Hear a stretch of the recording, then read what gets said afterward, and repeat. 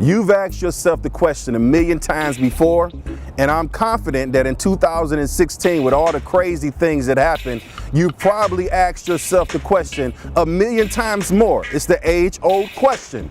Why do bad things happen to good people? Well, I'm gonna look to address that a little bit today, but before we do that, I got a few updates.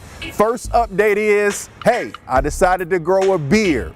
Well, that may not seem interesting enough to you to be an update highlighted in this video, but to me, it means a lot because it's how I got the beard.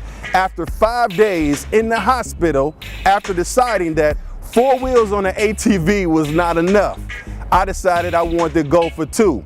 Obviously, I'm not too good at riding on 2 wheels on an ATV, hence the 5 days in the hospital. Now, the weird thing about it is the experience of having my arm pent under this half-a-ton nightmare actually did something to me. It actually changed me a bit. I could say it tweaked me, or as I've told some other people, it recalibrated me, actually for the better. So let's jump back to the question that we opened up the video with. Why do bad things happen to good people? Well, I think the error is found in the question itself.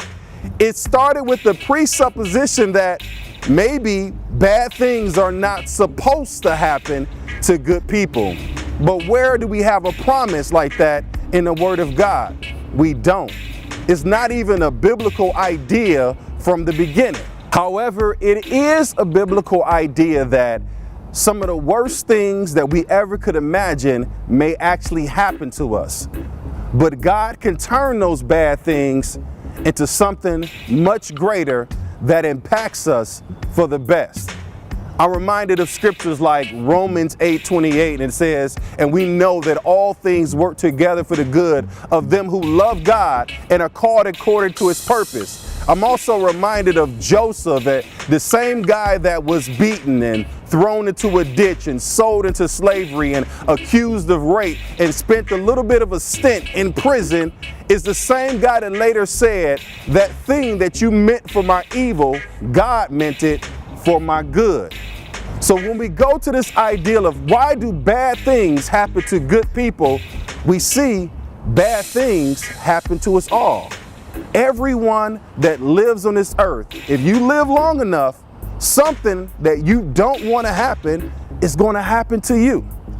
But the question is, are you going to embrace God turning it around for your good?